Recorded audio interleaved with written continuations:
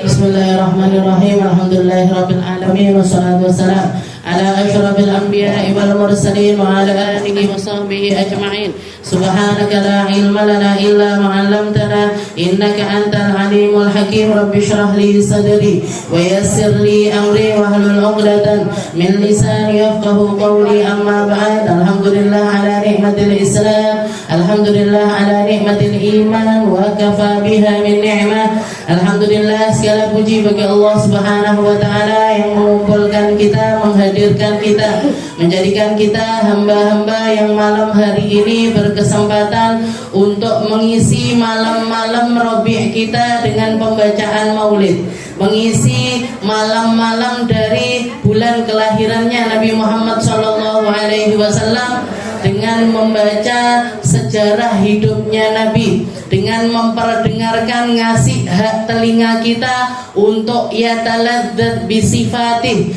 untuk merasakan lezatnya mendengarkan sesuatu yang kaitannya tentang Nabi Muhammad SAW. Kita berkesempatan untuk membaca Maulid Tiba, kita berkesempatan untuk membaca syair-syair yang sifatnya semuanya adalah tentang kisah hidupnya Rasulullah Sallallahu Alaihi Wasallam. Dan hari ini adalah hari pertama saya dengarkan grup hadrohnya Al-Wasilah. Semoga sama Allah Ta'ala diistiqomahkan, ditambahi semangatnya di dalam berlatih, dikasih sama Allah Ta'ala kemudahan untuk terus bisa memperjuangkan syiar-syiar agamanya Allah, dengan ngambil perkara-perkara yang nyambungkan seni kehidupan kita ini dengan seni yang diridhoi sama Allah Subhanahu wa Ta'ala. Perkara yang datang dari Allah Ta'ala itu selalu ditaruh di tempat yang baik, selalu ditaruhnya di tempat yang indah, selalu ditaruhnya di tempat yang indah. Makanya kita indahkan dulu, kita indahkan dulu tempatnya kita. Kalau wadah kita ini yang pengen kita ajukan kepada Allah, ya Allah, saya salah satu usaha saya pengen masuk lewat grup hadroh ini tadi, walaupun nggak semua orang bisa, karena vokal ya suaranya kudu api, sing suaranya nggak api ya nggak iso nggak jadi vokal, gitu. Nanti bagian terbang kayak gitu, ada yang cepet nangkepnya, ada yang lambat nangkepnya, tapi masih bisa diharapkan. Ada yang buta nada sama sekali, yang buta nada ini menyerah aja. Jadi saya nggak iso ngikuti sama sekali. Kok bangga iso rong sasi, salah aku bangga iso. Ya sudah, jadi cheerleader saja. Tahu jenengan cheerleaders? Bagian tepuk tangan, bagian dengarkan. Nanti kalau saya pengen berbuat sesuatu juga Ustazah, ya sudah, kalau grup hadroh ini lagi latihan, jenengan kirimi es teh, apa dikirimi es jeruk, apa dikirimi onde-onde, apa dikirimi apa, biar jadi kita tunjukkan kalau kita ini dukung mereka, kita tunjukkan kalau kita ini perhatian sama mereka, kita tunjukkan kalau kita ini gembira dengan adanya grup ini. Semoga jadi pemanisnya Al-Wasilah, semoga jadi memperindah majelis kita ini, jadi semakin nambah cahayanya dari Allah Ta'ala. Jadi nawartum majalisana, dengan harapan adanya adanya hadroh ini lebih manis lagi, lebih indah lagi, lebih membawa kebahagiaan untuk kita. Bahagia apa mboten jenengan ada ini? Senang apa mboten? Bahagia. Saya malah beneran apa ndak ini asli. Ala kulli hal, jadi terus dididik, terus dididik hatinya, jadi selain didik bacaannya, selain latihan, selain benerin tabuhan dan lain sebagainya, yang perlu lebih diperhatikan lagi adalah keadaan hati kita, sambungannya kita. Kata per kata itu jenengan resapi, jadi kata per kata dari apa yang kita baca itu diresapi, diingat-ingat, setelah itu dibaca dengan sepenuh hati. Sesuatu yang datang dari hati nyampeknya ke hati. Semua yang datang cuman di lisan aja itu nyampe kuping, habis itu hilang. Nyampe kuping aja tapi setelah itu hilang. Jadi kita niatkan semuanya itu dari hati kita. Baca salawat dari hati, baca maulid juga dari hati. Jadi ketika kita baca Alhamdulillahil qawiyil ghalib al-waliyut talib. Itu diresapi nggih. Ya Allah Maha Suci Allah, nggih, Maha Indah Allah dan lain sebagainya. Jadi diresapi pakai hati biar kita bisa nyampaikan isi maulid ini ke dalam hatinya orang banyak. Nggih, ke dalam hatinya orang-orang. Nah, kita lanjutkan pembahasan kita. Ini lama sekali saya nggak datang ke sini. Risalatul Muawanahnya kita semoga nggak lupa sama kita. Qala al-mu'allif rahimahullah ta'ala wa nafa'ana bi ulumihi fid dharain amin. Berkata Al-Habib Abdullah bin Alawi Al-Haddad ila an qala wa 'alaika bitarkil mizah ra'san fa in mazahta nadiran 'ala niyati tadhibi qalbi muslim fala taqul illa haqqan. Qala Rasulullah sallallahu alaihi wasallam la tumari akha wa la tumazihuhu wa la tu'idhu mau'idatan fatahlifa. Katanya Habib Abdullah bin Alawi Al-Haddad, hendaknya engkau bitarkil mizah, meninggalkan yang namanya senda gurau. Jangan banyak-banyak guyon, jangan banyak-banyak bercanda. Bahkan beliau mengatakan di sini bitarkil mizahi ra'san. Hendaknya kamu jadi orang yang meninggalkan guyonan itu secara keseluruhan. Tinggalkan guyonan dulu, tinggalkan guyonan dulu. Walaupun nanti kita, jadi ini kita istilahnya Habib Abdullah itu pengen motong dulu kebiasaannya orang yang dikit-dikit guyon, ngomong sedikit guyon, ngomong sedikit bikin orang ketawa, ngomong sedikit bikin orang terbahak-bahak dan lain sebagainya. Tinggalin dulu, tinggalkan dulu. Walaupun nanti juga ada sunnah-sunnahnya Rasulullah tentang yang namanya candaan. Bukan berarti umat muslim ini nggak boleh bercanda, enggak. Tapi beliau pengen motong dulu karena orang kalau terlalu banyak guyon, apa-apa dibikin guyonan, segala perkara dibikin guyonan, maka dia hidupnya ini nggak akan ada yang serius. Padahal hidup kita ini serius nama guyonan, Bu? Serius. Kita hidup di dunia ini dibikin sama Allah Ta'ala serius. Disiapkan malaikat-malaikat pencatat amal, disiapkan buku-buku amal, disiapkan video-video tentang seluruh yang menvideokan seluruh keadaan hidup kita. Nanti di akhirat disiapkan sama Allah Ta'ala timbangan amal, disiapkan sama Allah Ta'ala jembatan sirat, semuanya untuk nakar apa perkara-perkara yang kita habiskan selama kita hidup di dunia. Jadi nggak bisa dipakai guyonan, ini nggak bisa. Hidup kita ini perkara yang serius. Hidup kita ini perkara yang serius. Setelah itu beliau mengatakan faida mazahta nadiron. Kalau kamu jadi orang yang nggak banyak guyonnya, kalau kamu jadi orang yang nggak banyak guyonnya, guyonan itu menjadi sesuatu yang jarang-jarang kamu lakukan, dan kamu ketika kamu guyon ala niyati tatibi qalbi muslim, hanya untuk menyenangkan hatinya orang muslim. Jadi ketika kamu guyon pun kamu guyon untuk menyenangkan hatinya hamba beriman yang lainnya, fala taqul illa haqqan. Katanya beliau, maka jangan ucapkan kecuali perkara yang benar. Jangan masukkan di dalam guyonanmu itu kebohongan-kebohongan. Jangan masukkan di dalam guyonanmu itu perkara-perkara ghibah. Jangan masukkan di dalam guyonanmu itu perkara istihza kepada orang lain. Ngomongin orang, menghina orang, mencaci maki orang, merendahkan orang lain. Jangan lakukan perkara-perkara yang semacam itu. Apalagi yang namanya sukhriyah. Sukhriyah itu meremehkan sesuatu atau merendahkan sesuatu. Semua hal dianggap enteng, semua hal dianggap bisa dipakai guyonan, semua hal dianggap sebagai sesuatu yang haleh gak popo biasa. Guyonan kayak gini ini biasa, guyonan macam ini biasa. Ini nanti ketika dia merasakan, orang kalau banyak guyon itu kayak pelawak itu kayak pelawak itu melontarkan sesuatu dengan harapan orang-orang ini tertawa. Tapi ketika dilontarkan guyonane sing kae, nggih to. Maka dia akan nyari lagi guyonan yang lain lagi. Nggih, nyari lagi guyonan yang lain lagi, nyari lagi guyonan yang lain lagi, akhirnya habis hidupnya hanya untuk bikin orang lain ini tertawa. Nggih. Nanti orang-orang semacam ini akan banyak penyesalannya di akhirat. Akan banyak penyesalan ketika dia masuk ke alam akhirat. Makanya katanya beliau tinggalin aja. Guyonan itu tinggalin. Hiduplah dengan serius, hiduplah. Kalau ngomong-ngomong yang benar, kalau bicara-bicara yang benar, kalau ngapain aja lakukan sesuatu itu dengan serius.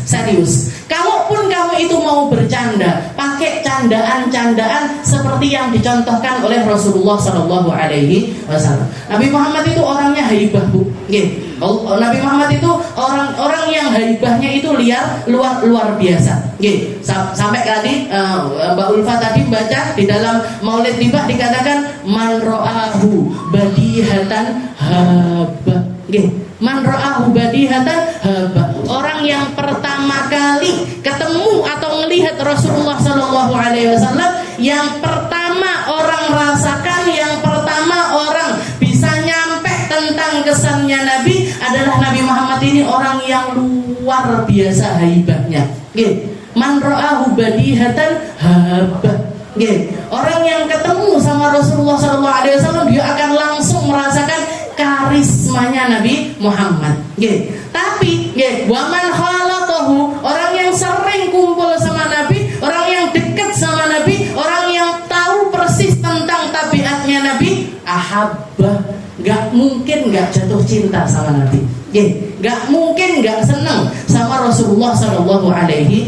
Nabi Muhammad itu haibahnya luar biasa. Tapi di dalam haibahnya Nabi Muhammad sering kali bercanda. Guyon-guyon sama para sahabat itu biasa. Ngomong-ngomong sama para sahabat tentang, jadi melesetkan sesuatu atau perkara-perkara itu jadi kebiasaannya Rasulullah SAW. Nabi Muhammad pernah datang satu orang nanya sama Nabi Muhammad, ya Rasul, ihmilni, ya Rasul, naikkan aku ke atas onta juga. Jangan naik onta, saya ngikut dong Rasul. Saya ngikut juga, saya pengen juga naik ke atas onta. Katanya Rasulullah, enggak, kamu enggak boleh naik kecuali ke anaknya onta.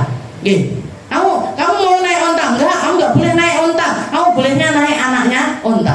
Katanya, pikirannya dia kan, oh berarti aku kudu numpake onta sing cilik. Nanti badan saya besar, masa naik onta kecil ya Rasul? Nanti ontanya kesian kalau saya naikin ya Rasul. Katanya Rasulullah, enggak gitu maksud saya. Bukankah setiap onta itu yo anaknya onta yang lain?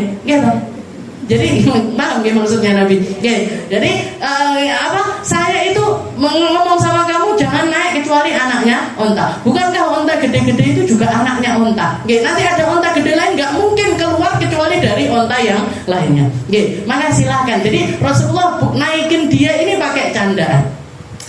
Juga ketika Rasulullah sama sahabat yang namanya Zahir, sering saya cerita sama jenengan, ingat betul saya cerita tentang Zahir.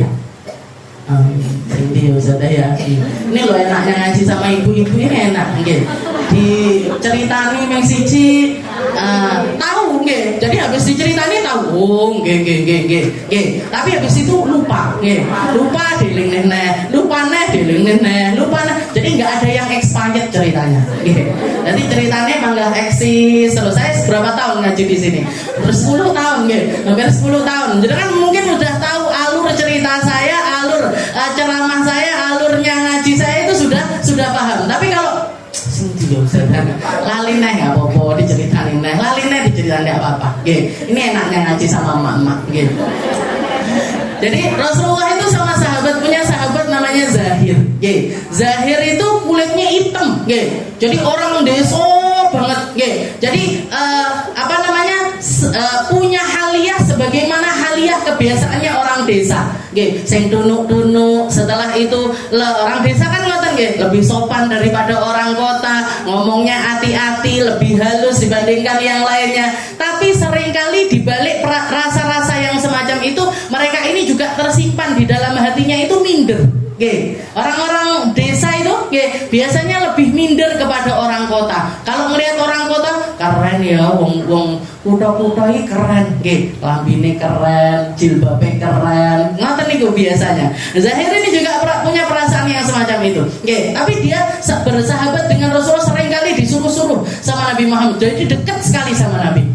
Ketika Zahir ini turun, ketika turun dia mau dagang di pasarnya Madinah.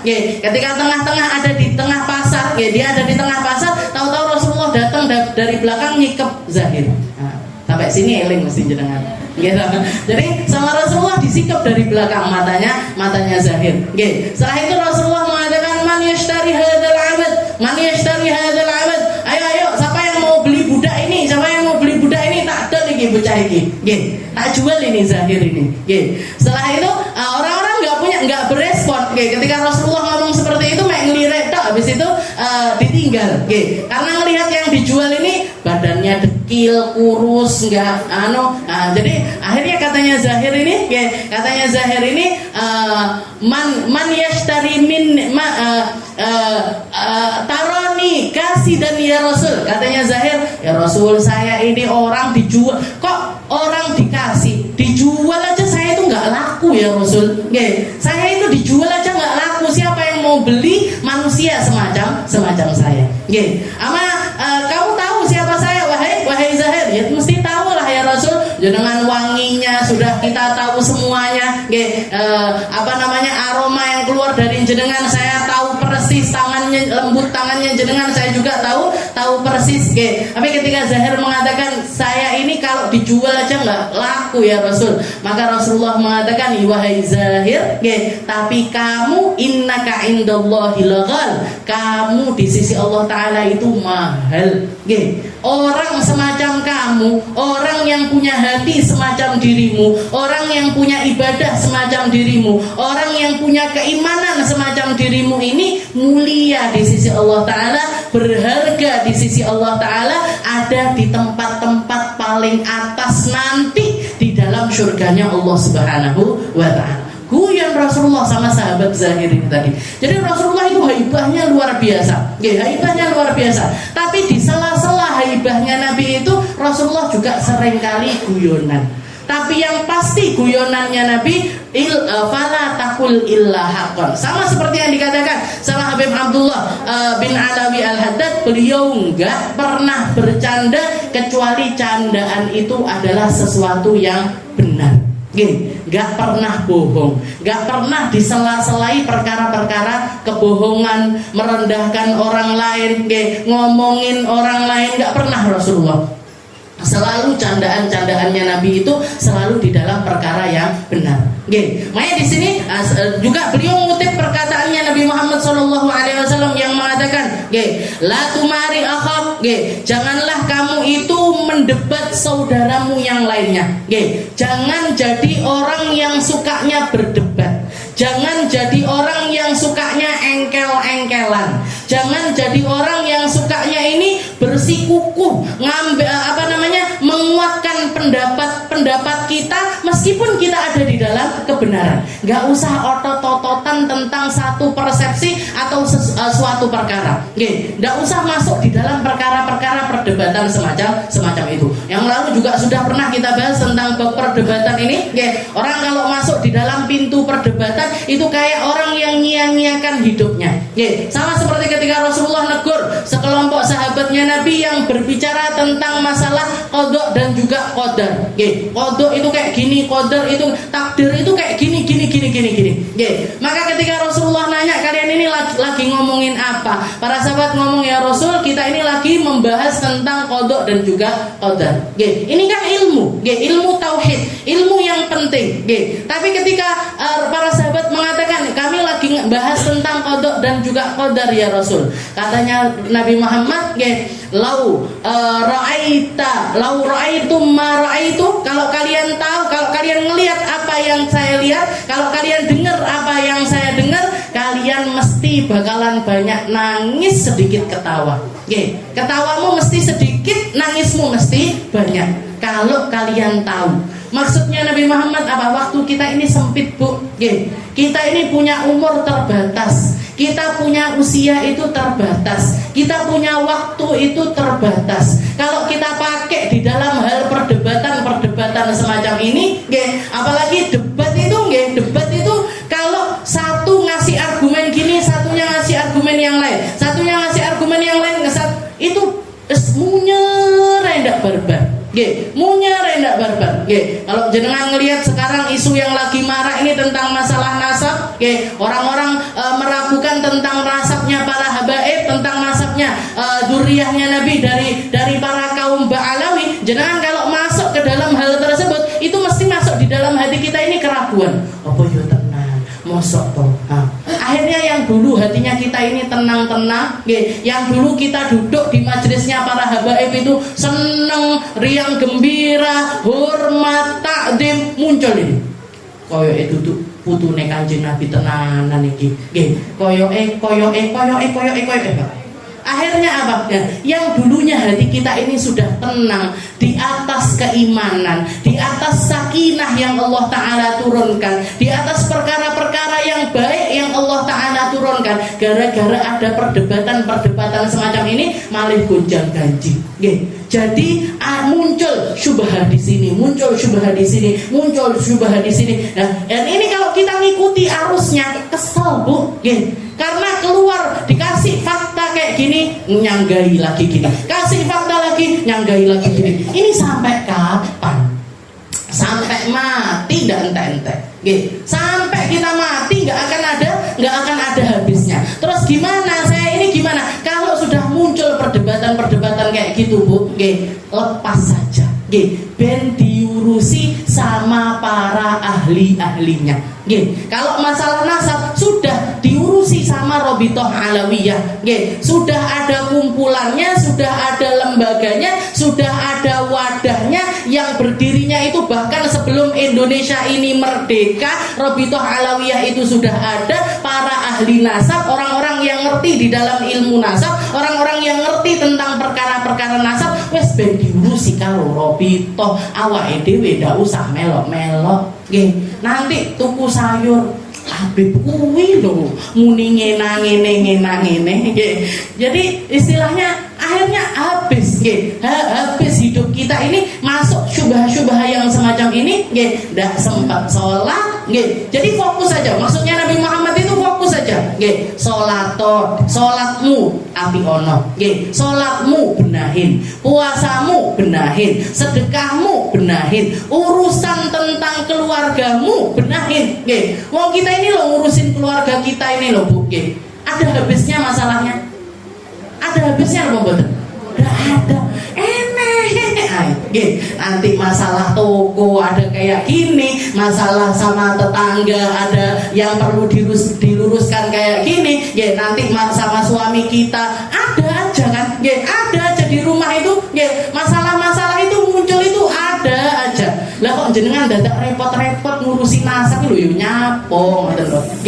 Ngapain nggak ngerti ilmunya, nggak paham konsepnya, nggak punya runtutan yang memahami tentang hal-hal yang semacam itu, lepas saja. Ben diurusi sama ahlinya. Kalaupun jenengan pengen tahu sekedar penasaran aja, ya udah dilihat sekilas-sekilas. Dilihat sekilas-sekilas ini, tapi ngelihatnya dari lembaga yang mumpuni atas hal tersebut, yang keilmuannya jelas, yang orang-orangnya ini jelas, yang pemahamannya ini jelas, yang runtutan orang-orang sanad baik dari segi nasabnya mereka ataupun dari segi keilmuannya mereka sudah jelas kita tahu dari kakek kita, dari moyang kita, dari atas-atasnya semua memahami tentang ambil dari orang-orang yang kompeten semacam ini. Oh, tiba ingin lo jadi ya bibiki ini, katanya Gus ini gini, katanya Kiai ini gini, yang jelas tapi Bu, jangan ngambil dari yang nggak jelas ini tadi.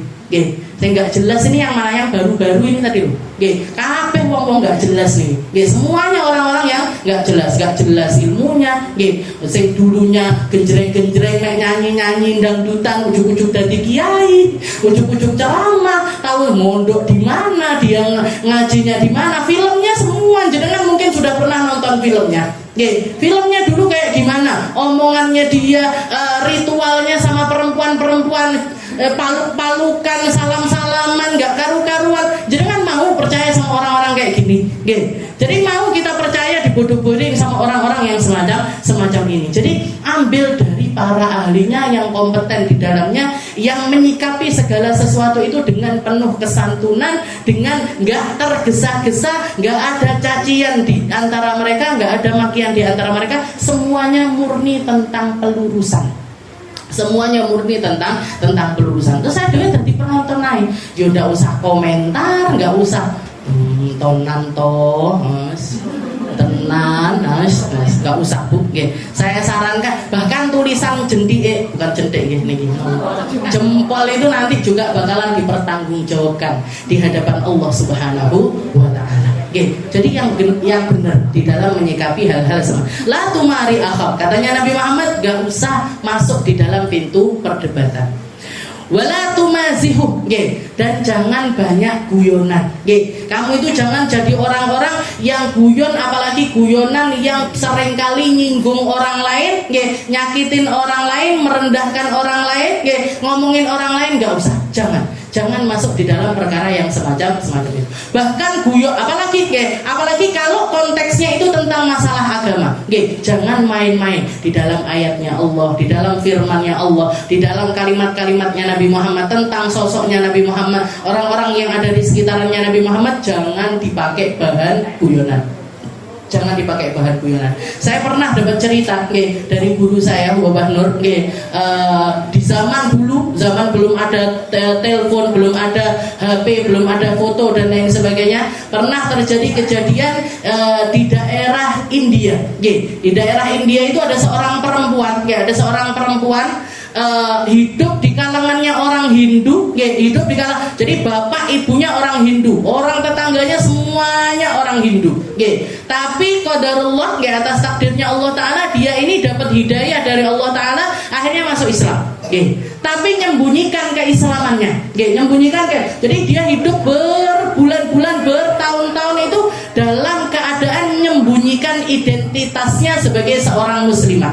Jadi sholat sembunyi-sembunyi, kalau wudhu sembunyi-sembunyi, nggak mau ditampakkan ke orang lain. Dia nutup auratnya, dia orang India itu kan sebenarnya pakai tutup kepala, pakai jilbab. Cuman biasanya pakai jilbab udele ketok gitu toh kan. Jadi dia pakai layaknya orang India, cuman jadi dia pakai pakaiannya orang India, tapi lebih tertutup secara disempurnakan seperti penutupannya orang Islam, tapi dengan niatan dia ini menyembunyikan, tapi ben tetap serawung sama orang-orang India. Jadi bertahun-tahun dia masuk Islam itu nggak ada orang tahu. Sampai akhirnya dia ini sakit, dilalah kena kanker, ketahuan kankernya itu langsung stadium akhir, dalam keadaan sakaratul maut, dalam keadaan hampir meninggal dunia. Dia minta sama salah satu keluarganya, tolong panggilkan tetangga desa kita sebelah, yang dia itu orang keturunan Arab. Dia tahu kalau orang ini orang Islam, orang keturunan Arab, agamanya Islam. Dikira keluarganya, paling dia ini seneng sama laki-laki itu, mau meninggal, nggak pengen ada penyesalan, pengen nyatakan cintanya sama si laki-laki muslim itu tadi. Dituruti akhirnya, dituruti, dipanggilkan orang Arab ini tadi, dipanggilkan. Setelah itu perempuan ini minta tolong tinggalkan saya, biarkan saya mau ngomong sama laki-laki ini tadi. Dituruti, keluarganya nuruti karena sudah memang keadaannya itu parah sekali. Semua orang keluar, akhirnya si perempuan ini bilang sama si laki-laki ini tadi, wahai kamu orang Arab, saya tahu kamu adalah seorang muslim, dan saya ini sesungguhnya adalah seorang muslimah. Saya ini orang Islam, tapi saya menyembunyikan dari keluarga saya menyembunyikan dari orang-orang terdekat saya, tapi saya punya harapan nanti kalau saya meninggal, tolong makamkan saya dalam keadaan dengan caranya orang Islam. Ini dikasih, dia ngambilkan uang dari lemarinya, dikasihkan sama laki-laki tersebut, tolong proseskan kematian saya nanti itu secara Islami. Tapi jangan kelihatan. Terus gimana caranya biar nggak kelihatan? Nanti kalau saya meninggal, bilang sama keluarga saya kalau saya berwasiat setelah saya meninggal langsung kuburin aja. Nanti kalau setelah saya dikuburin, tolong bongkar kuburan saya, setelah itu mandikan, kafani, sholati, kuburkan lagi. Tadi tidak ketok, biar orang-orang ini nggak tahu kalau dia ini seorang muslimah. Tolong carikan tukang mandikan jenazah yang perempuan, tolong carikan dari kelompok orang Islam, istilahnya. Pokoknya pikir kita tak kasih uang kamu. Nggak lama setelah itu beneran meninggal dunia, Bu. Begitu dia meninggal, begitu perempuan ini tadi meninggal, seluruh keluarganya dikasih tahu sama orang Arab ini tadi, ini wasiat terakhirnya dia minta untuk langsung dikubur. Dituruti, langsung dikuburkan. Begitu pagi dikuburkan, malamnya si orang Arab ini tadi bawa lampu bongkar kuburannya si perempuan ini. Dititeni, kuburannya misalkan nomor sekian, kuburan di area yang semua yang dikuburkan di situ juga adalah orang Hindu. Dan istilahnya kuburan baru itu ya cuma satu, pagi dikuburkan, malamnya langsung dibongkar, otomatis kan masih kelihatan kalau ini kuburan baru.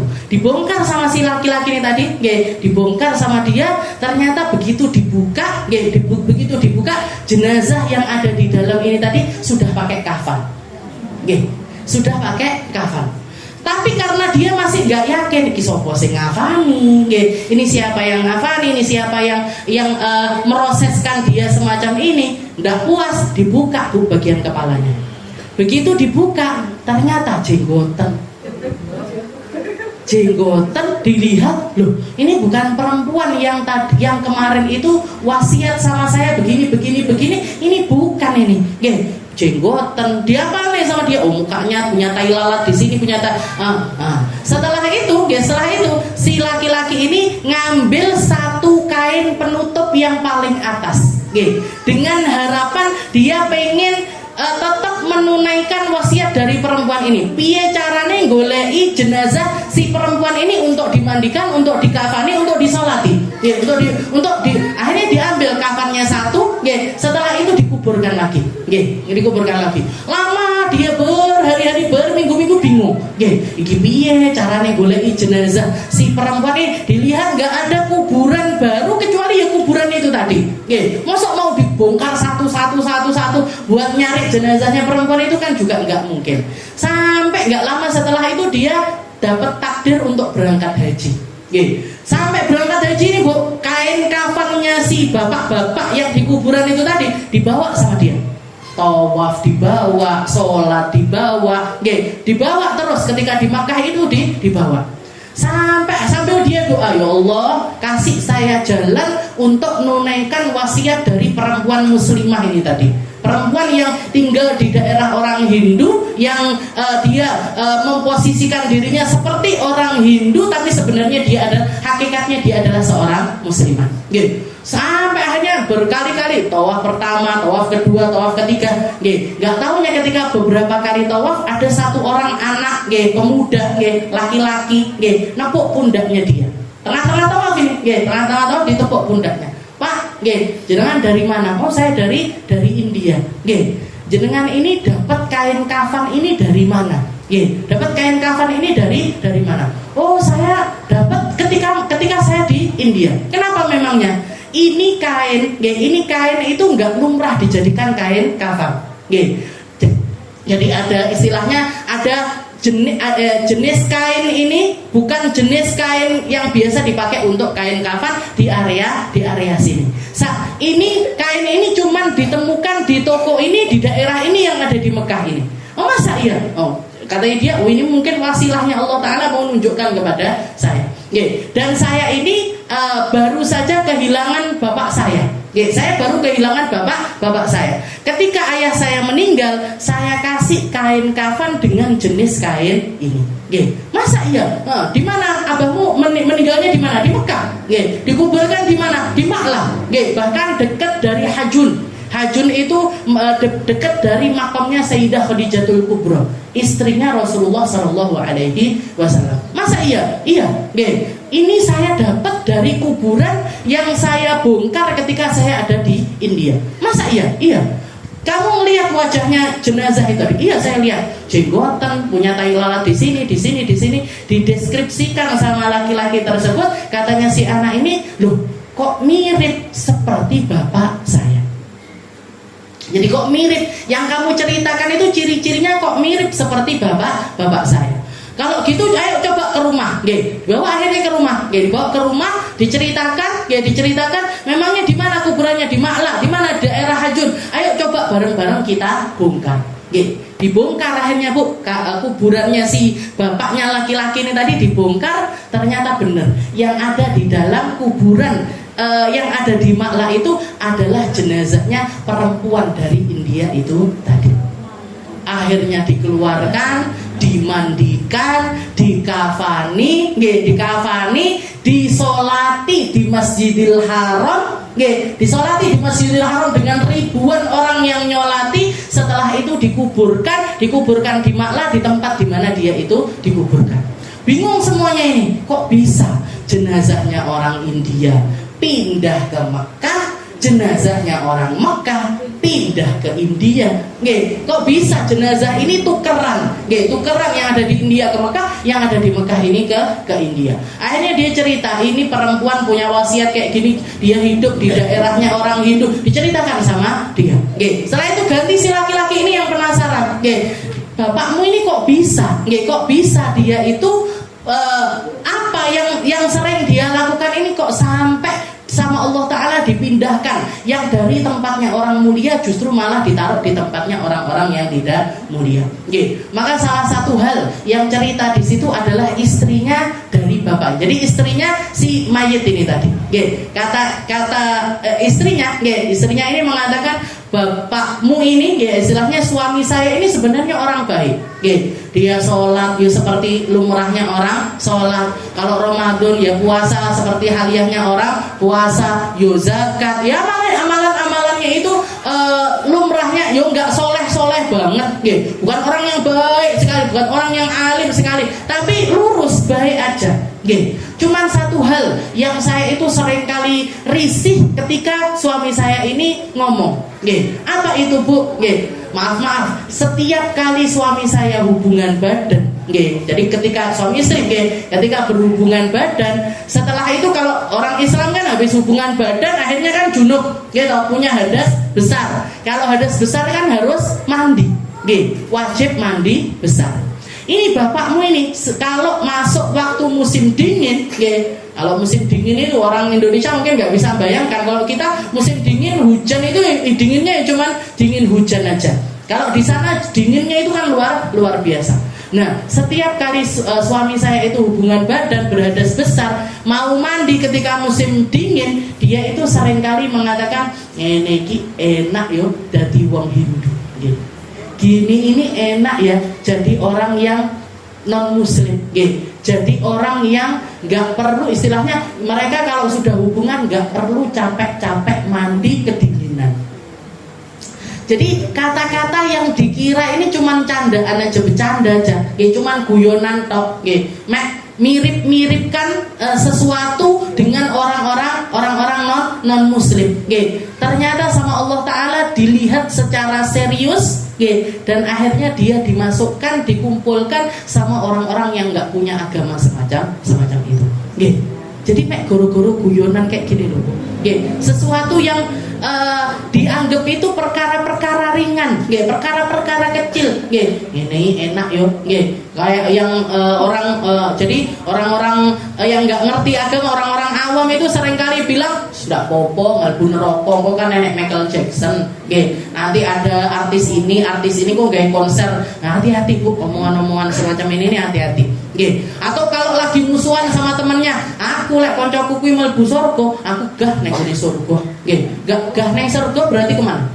Neraka. Berarti ke neraka. Jadi guyonan-guyonan yang dianggap orang itu kalimat-kalimat kecil, kalimat-kalimat yang ringan, kalimat-kalimat yang dianggap itu sesuatu yang kecil-kecil ini tadi, ternyata di sisi Allah Ta'ala merupakan sesuatu yang serius, sesuatu yang besar, sesuatu yang pertanggungjawabannya itu juga besar. Maka ini dari sini kita bisa lihat orang yang tinggal jadi orang yang ada di lingkungannya orang nggak baik, di lingkungannya orang yang nggak percaya sama Allah, di lingkungannya orang-orang Hindu, ketika dia jadi pribadi yang punya hubungan luar biasa sama Allah Ta'ala, dipindahkan sama Allah. Bahkan jasadnya Ya, bukan cuma ruhnya yang dipindahkan, tapi jasadnya dipindahkan sama Allah. Kamu memang tinggal di tempatnya orang nggak baik, tapi karena hatimu baik, dimasukkan sama Allah Ta'ala ke tempatnya orang-orang baik.